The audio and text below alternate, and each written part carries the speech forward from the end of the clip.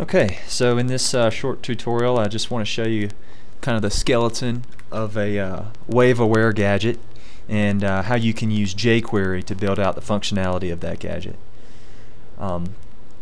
So starting up at the top here, you can see that it starts off like a normal Google gadget, which is essentially an HTML page that has some extra XML wrapping it, and that XML allows Google to recognize it as a gadget and also to set different preferences.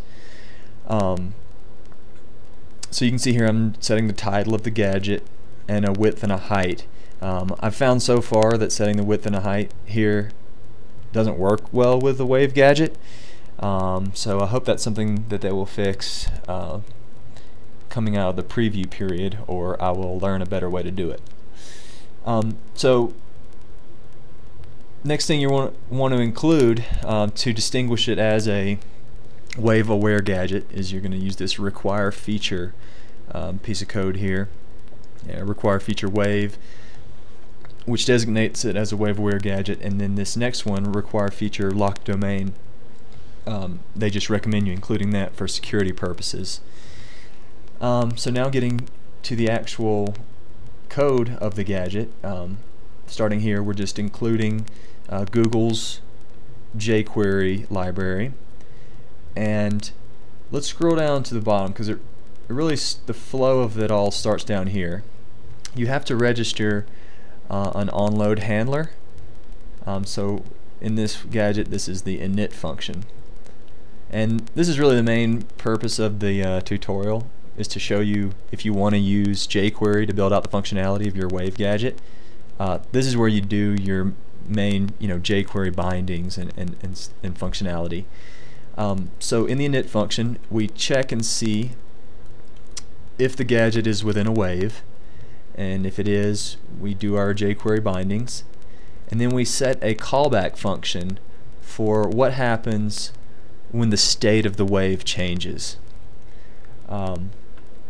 So in this case this is the state updated function. So all I'm doing in my normal jQuery is I'm hiding an approval div, which is eventually going to show a message.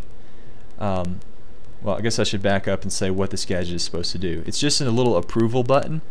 So like maybe you're using your Wave to list out features that you're going to build for a project, and they have to be approved by a client or by somebody higher up in your own team. So this gadget will just display a click to approve button, and when it's clicked it will change to say who it was approved by.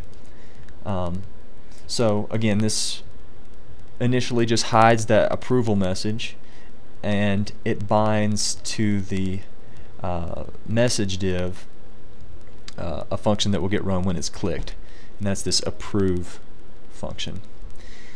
So let's say somebody clicks on that initial message.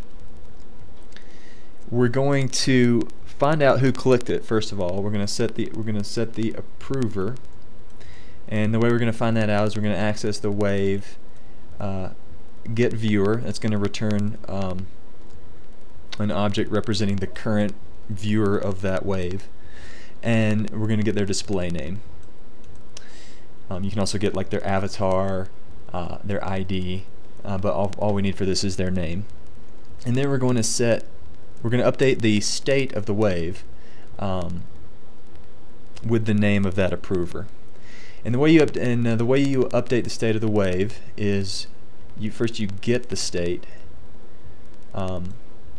and the state is represented as kind of a JSON data structure, just a key value array. And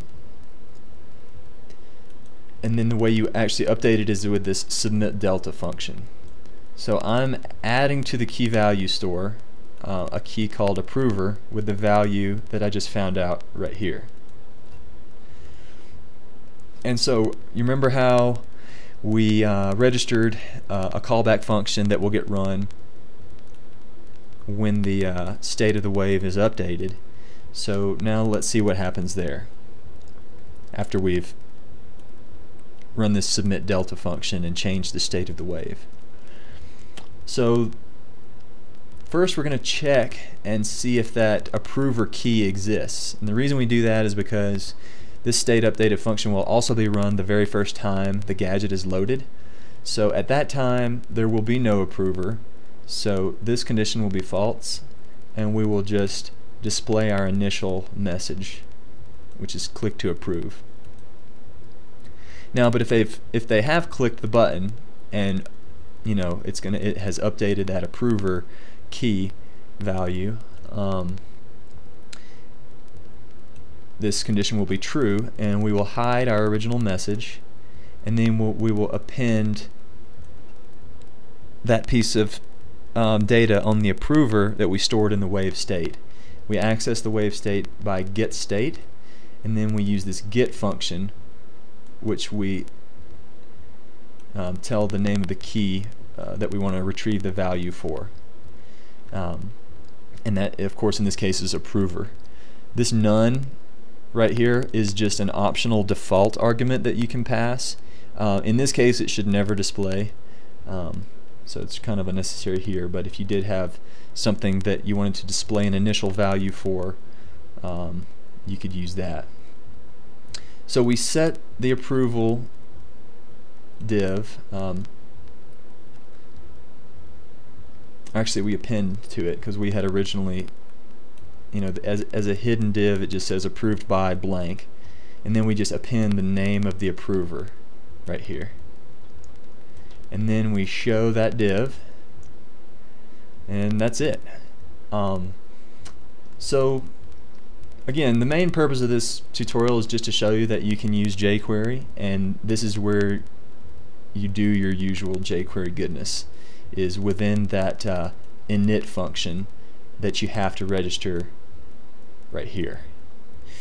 So I hope you enjoyed that and build some cool stuff with JQuery in Wave, and hopefully I can get my own stuff to look a little nicer and figure out this width and height stuff to make it smaller like I want it to be. Alright, thanks.